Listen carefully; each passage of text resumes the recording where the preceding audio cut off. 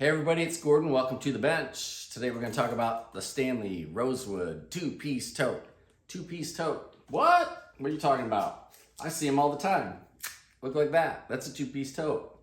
Nope, not what I'm talking about. I'm talking about this guy. Stick around. We're going to take a closer look at that.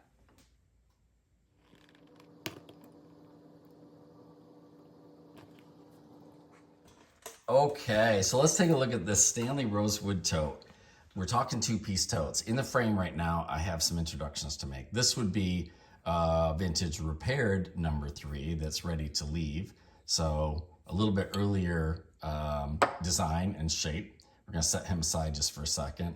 This would be a Stanley number 3 Brazilian rosewood tote that is unrepaired, original, and in beautiful condition. We're gonna set him aside for a second. This would be a template that I use, one of many, and this is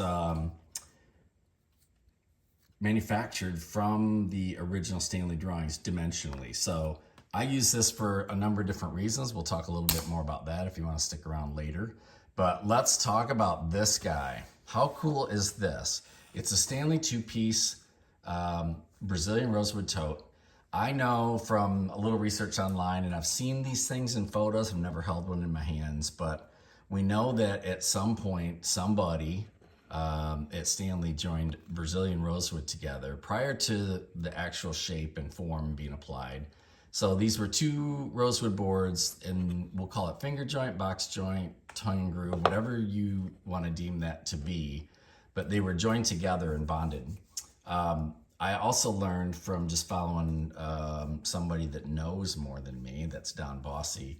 He shared some reference to the Stanley levels and the process by which they would wrap rosewood on the outside. They'd use this exact same configuration for the tongue and groove or that box joint. So this may be a bleed over or a manufacturing offshoot from the level production where they were using thinner materials, bonding, and then what that would do would allow them to have a thicker cross section, a bigger shape for a level, of course. And then it also adds stability because you're using, a manufacturing process and geometry and adhesive to help secure or overcome some of the natural tendencies of wood fiber to move. So it adds stability. Well, in this case, I don't know how much stability you really need. We've seen a lot of broken totes and we think we know why they break, but there's a couple theories here. One would be that it's, drops. Maybe they're just someone started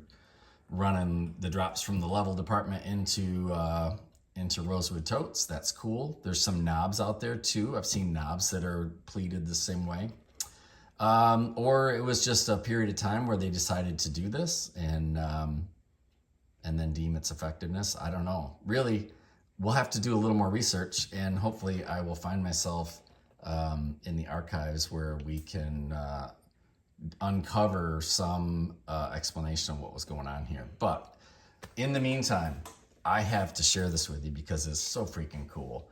It is a two-piece tote. This is a Type 11 number 3 plane, so that's like 1910, 1915, that range. And this one was found, and it was in a moist area for a long time, and the adhesive let go.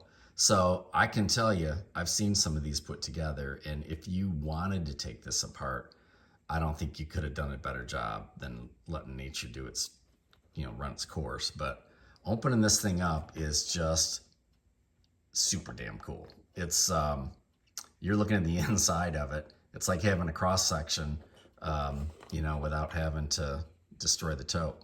I will probably never glue this back together.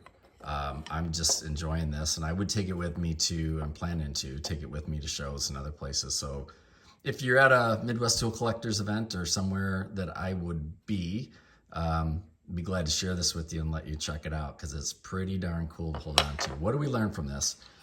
I have seen this before because I've cross-sectioned and cut open many rosewood totes, things like this, where I'm testing bonds or we're doing all kinds of other stuff, but it's not uncommon to see an inside hole that is drilled, this primary bore, drilled from the top and from the bottom. And I see evidence here that this was drilled from the bottom and they meet in the middle.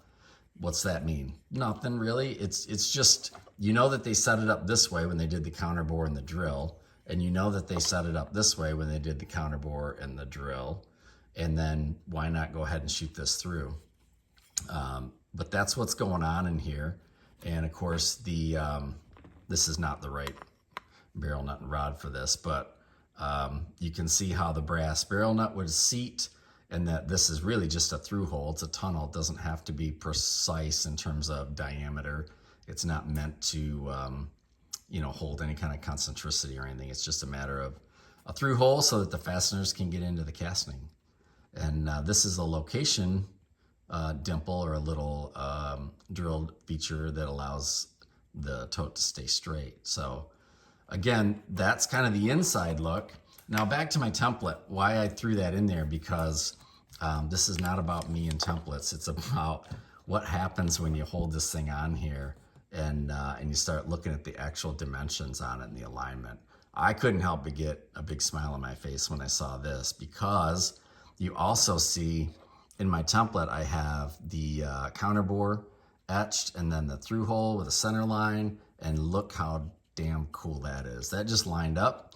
And then down here on the drawing, if we were gonna be critical of the manufacturing process, I'd say the rosewood tote's not to print because the counterbore is not as deep as it is on the drawing.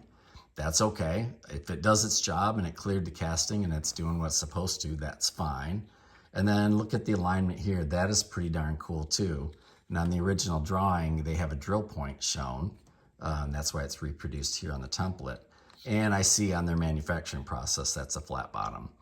I like the flat bottom. I think that's cool. But the hole in my template is just for keychain, because as a set, they're held together. But I just don't get the opportunity to put my template on a flat surface like this, because I'm always doing, I'm gonna switch it up here real quick. I'm doing things like this where, you've got a fully shaped Brazilian rosewood tote and you're trying to put a template on it. And then depending on how you look at it and what angle, you can make it line up or it won't. But how fun was it to be able to have something that I didn't have to destroy, that's flat, and we could hold it together. So there it is. I know, cheesy. I'm getting a little geeky on stuff that might not matter to you, but that's what I did.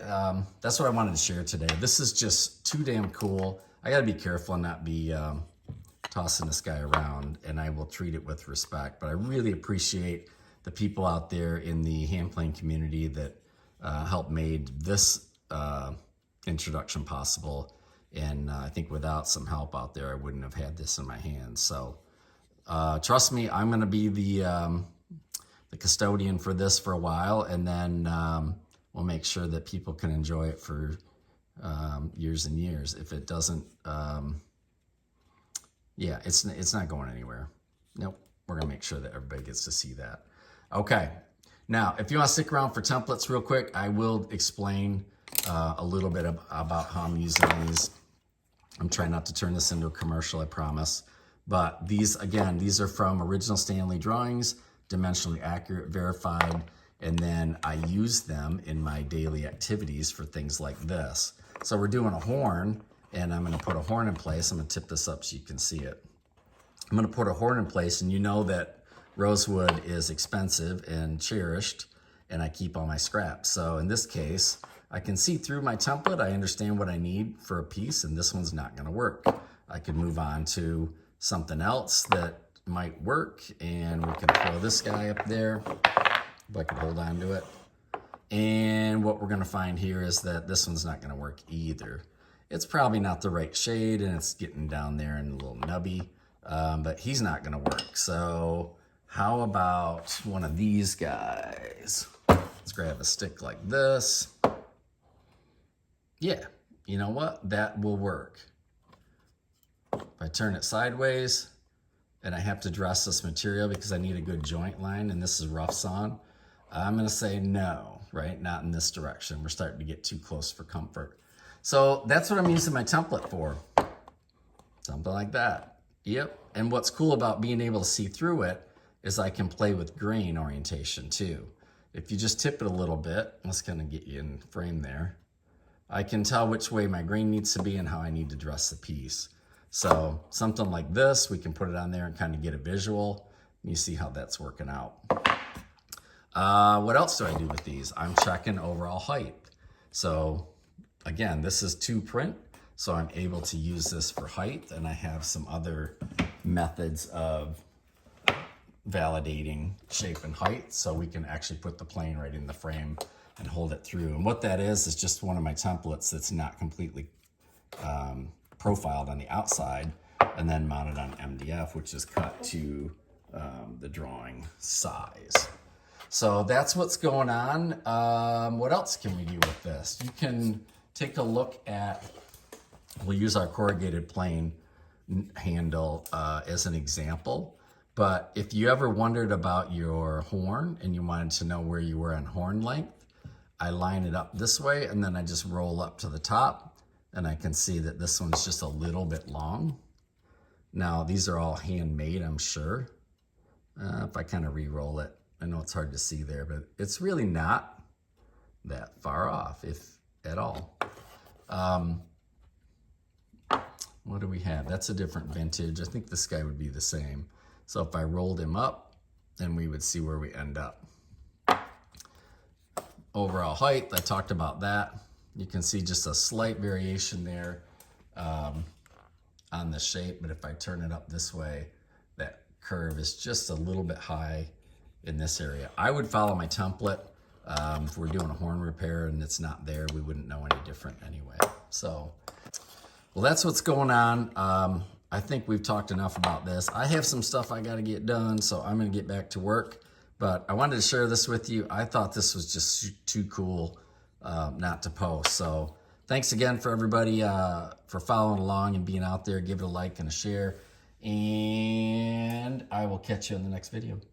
Thanks. Bye-bye.